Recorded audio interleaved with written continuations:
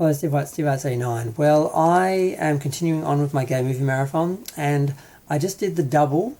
I watched the documentary, The Times of Harvey Milk, which inspired the 2008 film Milk, which, as much as I love the film, I hate that name because Harvey Milk, please, just milk. It's just, is it a film about dairy? I mean, I really hated the name from the start, but the film itself is brilliant. It was nominated for 8 Oscars. It won 2, one for Sean Penn's amazing performance, and I think the other one was screenplay. It's based on the times of Harvey Milk. He was a openly gay congressman or senator. I'm not sure exactly what his position was now, or the title of his position was. He was the first openly gay man to be elected to public office in California. He seemed to be a repressed gay man in his 30s at the start of the film. He basically, on his birthday, decided to make a change as he turned 40. He met a guy, he moved to the Castro, he opened a store, a camera store, and became very involved in the local community. He became involved in politics. He was, voted into the council. He made a lot of changes. He did it all being honest and encouraging other gay people to be honest and to come out and to show everyone that we are everywhere. And, the idea was if every person knows there's someone gay in their life, they're going to see that we're people just like them, and that the people trying to discriminate against us and portray us as villains and monsters, they're not going to be able to do it once, the people in the country see the people around them that are gay and see that we're just like them. And that was something he sort of inspired a lot of people to do.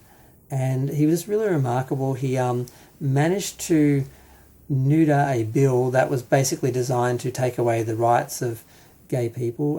It was the beginning of much bigger things, unfortunately. I believe was the intention of the people putting this together. And it was really just using the fear of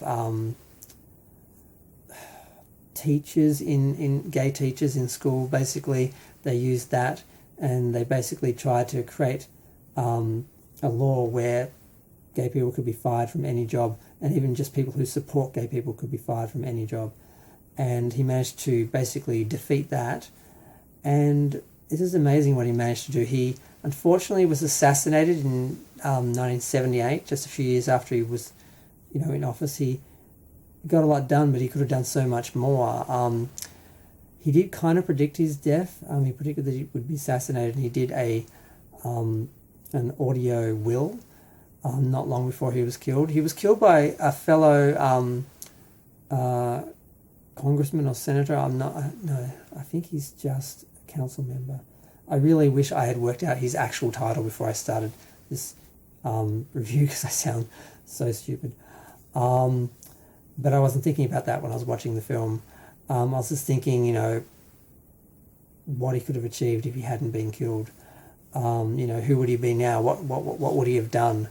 And the fact that we don't have anyone like him at the moment. And unfortunately, the man who killed him, like I said, was one of the council members that had basically had a hissy fit because Harvey was doing too well and he wasn't getting the things he wanted put through.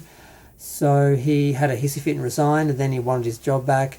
He couldn't get it back, so he basically snuck into the council, the offices, and he asked for a appointment with the mayor. He shot him, and then he walked down to Harvey's offices and asked to speak to him alone. He shot him, totally premeditated. He took two rounds of bullets for both the killings, but yet somehow, being a straight, white, religious man, he managed to be charged only with manslaughter, using the infamous Twinkie defense that he'd been eating too much junk food and was dealing with depression.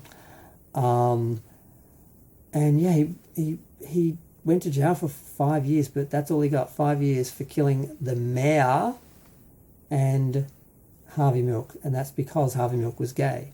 If he just killed the mayor, he would have gotten life. But fortunately, 2 years after he got out, in 1984 he got out, and 2 years later he committed suicide, and I'm glad he's gone. I had trouble watching the film because whenever he came on screen, I just wanted to scream at him.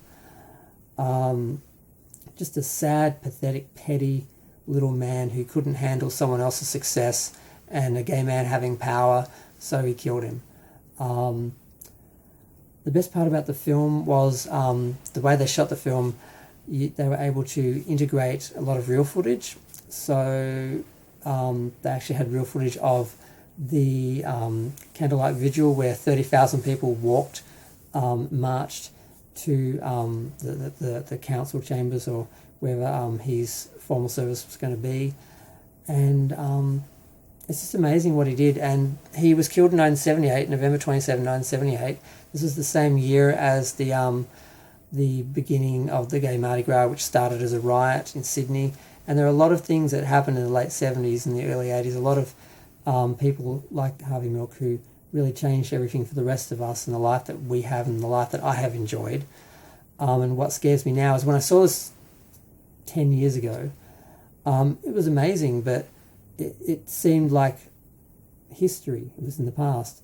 Now that everything is being challenged again and now we are fighting again for our rights, it's scary that things are going backwards and people are trying to turn things backwards. And we need more Harvey Milks. We need people like that. Fortunately, he inspired a whole generation of people to be more active and to come out. And that was the message. If we all come out, everyone will see that they know someone that's gay. They won't be able to portray us as monsters. And, people will see who we really are and they won't be able to discriminate against us. Because once you know someone, it's harder to, make them out to be something they're not. And that sort of idea and approach was something that, changed a lot of things. He was just amazing the way he did things. He was so clever with the way he worked the system, and even just the way he'd start his speeches. He'd say, hello, my name is Harvey Milk, I'm here to recruit you. He just made fun of what these people were doing, and he made mince meat of these people in debates and so forth, which is not hard because bigotry is stupid, but he still was big enough to do it. This was supposed to be a 5-minute review because I did a 10-minute one, and I thought, no, just do a short one, but it's just too much to say. Sean Penn deserved his Oscar. James Franco played his partner. Alison Pill played his one of his managers, campaign managers. Just amazing performances all around. The film cost $20 million. It made about $55 million. It looks like, an historical epic, like some sort of big documentary. They did a really good job, like sort of integrating real footage from events into the film. It's seamless just because of the way it's shot and the way they did that. They recreate a lot of things. And they also show real footage and sometimes, both. It's just amazing.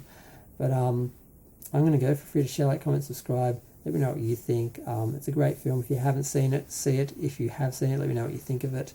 I'm glad I saw it. I can't remember if I saw it. I think I saw it in the cinema. Then I bought it, and I don't think I've bought it. I've watched it since I bought it.